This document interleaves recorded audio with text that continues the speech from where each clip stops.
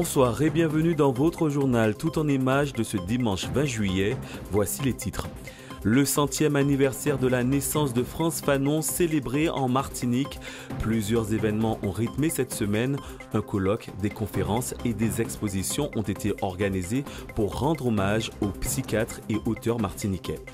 Une cérémonie en mémoire des victimes des crimes racistes et antisémites et en hommage aux Justes de France a eu lieu ce matin. Elle était organisée au quartier Tersainville à Fort-de-France en présence du préfet et des représentants de la communauté juive. Nous reviendrons sur ce rendez-vous plébiscité par les gourmands, le Food Market. Ce festival culinaire a réuni au Robert plus d'une vingtaine de chefs cuisiniers, mais aussi des professionnels de la cuisine locale. Un événement festif pour valoriser la gastronomie martiniquaise. Dans le cadre du 100e anniversaire de la naissance de Frantz Fanon, aujourd'hui s'est clôturée la rencontre internationale autour des damnés de la Terre. Entre la projection du documentaire sur les traces de Fanon et le dévoilement d'une œuvre hommage, cette matinée est également l'occasion de faire le bilan de 5 jours de congrès. Des débats d'une extrême haute tenue qui ont eu lieu à l'université aussi dans les manifestations qui ont eu lieu hier samedi. Et deuxième élément, une grande participation du public. Il y a eu plusieurs centaines de personnes qui cumulées ont participé aux ateliers, aux tables rondes. Et ceci a permis, d'après nous, de faire avancer la pensée de Fanon dans la société martiniquaise. Et dans ce sens, nous pensons que c'est un bilan positif, hors du principe même d'avoir organisé cette commémoration pour les 100 ans.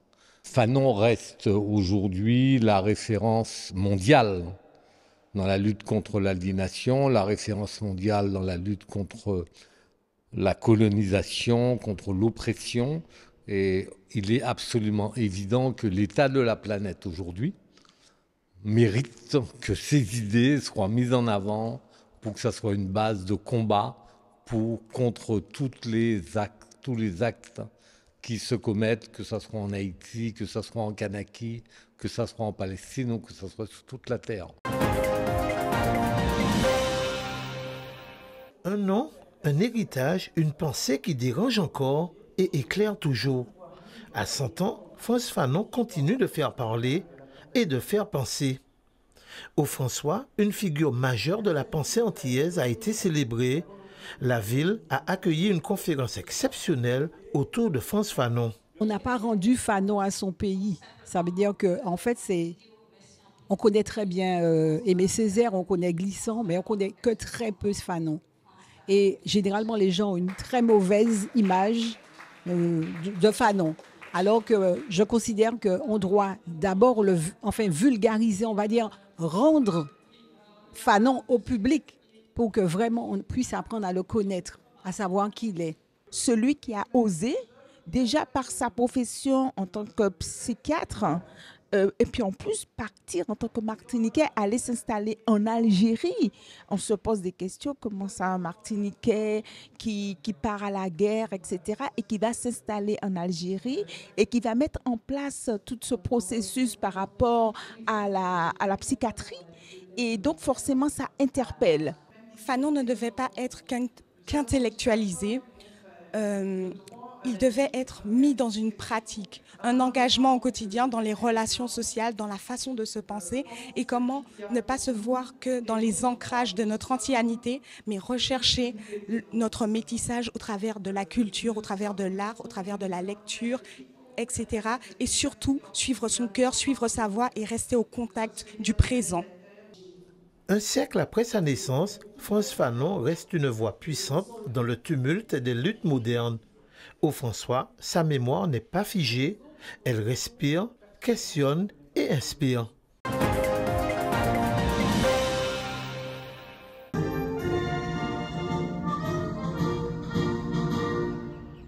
La cérémonie en mémoire des victimes des crimes racistes et antisémites ainsi qu'en hommage aux Justes de France s'est tenue ce matin au Tersainville. Une commémoration nationale organisée face à la stèle de la place Abbé Grégoire. Venu quelques semaines en Martinique afin d'aider un centre aéré juif, pour Meir, sa présence lors de cette cérémonie est primordiale. Montrer que les juifs sont là, seront toujours là, et on ne pourra jamais nous exterminer. Et voilà, de toute façon, comme on a vu ce qui s'est passé après 110 ans, on est toujours là en train de créer, de faire un centre aéré. Voilà, je suis là pour un centre aéré d'enfants juifs. Donc on voit comment le judaïsme continue à fleurir, et de plus en plus, malgré l'antisémitisme qui persiste toujours. Appelés et déportés au seul motif qu'elles étaient juives. Les 16 et 17 juillet 1942, près de 13 000 juifs sont arrêtés par la police française lors de la rafle du Veldiv. Ces hommes, femmes et enfants sont déportés avant d'être exterminés dans des camps de concentration par les nazis. Une histoire tragique et douloureuse dont l'ancien président de la communauté juive de Martinique veut perpétuer la mémoire afin d'éviter de reproduire les drames du passé. Dans le judaïsme, le maître mot, c'est le mot zachor, qui a été dit tout à l'heure. Le mot zachor, c'est ne pas oublier. Et on n'oubliera jamais rien, que ce soit les premiers épisodes talmudiques jusqu'à nos jours. Donc tout ce qui se passe, il ne faut plus que ça revienne. Et pour ne plus que ça revienne, il ne faut pas oublier, il faut se souvenir et appliquer les préceptes qui nous unissent, c'est-à-dire le respect, l'acceptation de l'autre. Un respect de chacun, mais également du culte de tous. C'est aussi le symbole de cette stèle installée au cœur du quartier Terre-Saint-Ville. C'est la responsabilité de la France que de reconnaître que la République, ce jour-là, a failli, même si des milliers aussi de Français ont rejoint les justes et ont permis à de très nombreux Juifs d'éviter d'être déportés.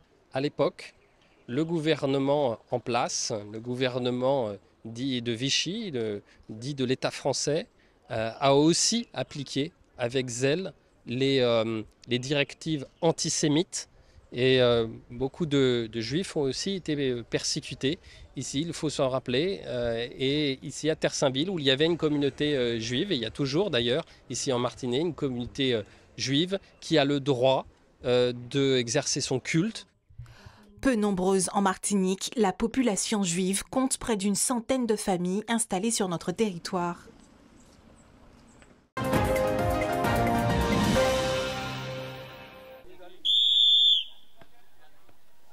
À Marigot, le sport devient un prétexte pour se souvenir, se rassembler et bouger ensemble. Ce dimanche, premier match sur ce terrain, en présence du maire et de Jean-Charles Perrin, dit Acha, un moment fort salué par les habitants. C'est important pour moi d'être là aujourd'hui parce que j'ai grandi à Papin et que voir le stade aussi animé, contrairement au passé, c'est une opportunité pour moi de voir l'évolution du quartier Papin. Donc du coup, ça fait plaisir que le quartier soit mis en avant par le terrain qu'ils ont inauguré ce matin. C'est un moment important. Donc effectivement, faisant partie d'une association, ce matin nous avons déjà foulé le sol du plateau sportif. Donc cela fait plaisir et puis on sait que maintenant qu'on a un endroit où on pourra se lâcher, où les enfants pourront jouer et on pourra faire du sport également. C'est un plus pour l'association de la JSM. Étant donné dans le bout, on n'a plus droit au stade. Donc ils auront un endroit où s'entraîner. Une annexe flambant neuve avec éclairage, vestiaire et gradins. C'est ici qu'un nom bien connu du football local est désormais mis à l'honneur. Jean-Claude Perrin, ex-joueur et entraîneur de la JS Marigot, inspire encore les jeunes du quartier. J'étais ému d'entendre certaines choses et ça m'a fait vraiment plaisir. Je souhaite que l'équipe locale de la JS Marigot puisse en bénéficier pleinement pour que cette équipe-là puisse sortir dans la situation où elle est aujourd'hui. C'est plus qu'une inauguration, c'est une promesse faite à la jeunesse et un hommage vivant à un homme qui incarne le sport. L'annexe sportive Jean-Charles Perrin est lancée. Depuis 2020, les jeunes du Marigot n'ont pas d'aire de jeu, n'ont pas de stade, puisque le stade s'est affaissé il y a de cela plus d'une dizaine d'années. Donc nous avons cherché, nous avons discuté, nous avons beaucoup travaillé pour remettre la jeunesse du Marigot dans son sport. Et c'est pourquoi donc nous avons réalisé ce plateau ici, mais dans un quartier. Ça aussi, il fallait avoir le courage de prendre cette décision dans un quartier et nous sommes très fiers aujourd'hui du résultat. Un demi-million d'euros investis par la ville du Marigot. Et ce n'est qu'un début. 3 nouveaux projets sont déjà prévus. Une aire de jeu près de l'école maternelle, la réhabilitation du gymnase de Dominante et un espace jeunesse au quartier Plateforme attendu pour fin juillet.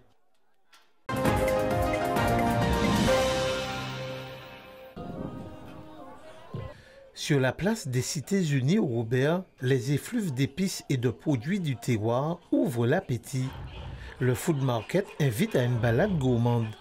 Pour sa 3e édition, il sort le grand jeu pour séduire les papilles.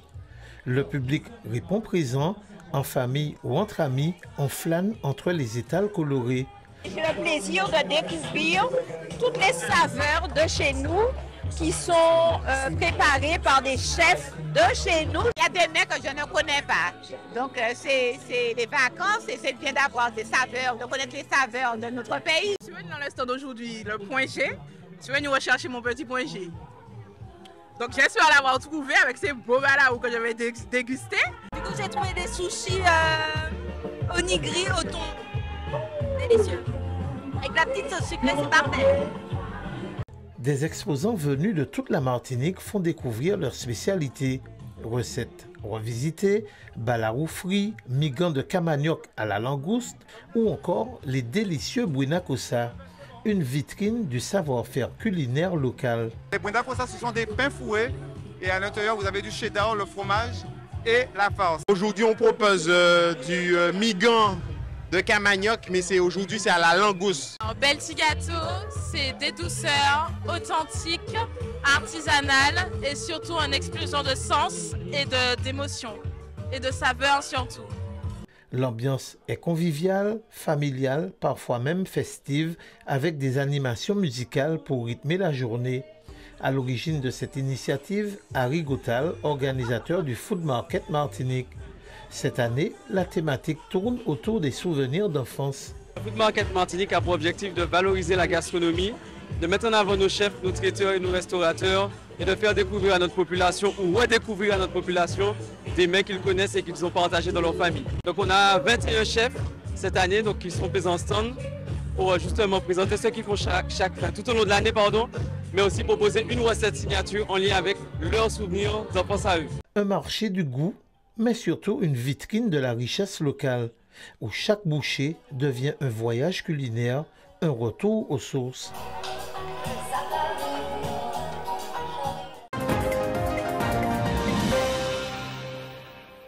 Le défilé de mode Cavals s'est tenu cette semaine. Devenu un rendez-vous incontournable de la fête de Schellcher, il permet de valoriser et soutenir les créateurs et mannequins locaux.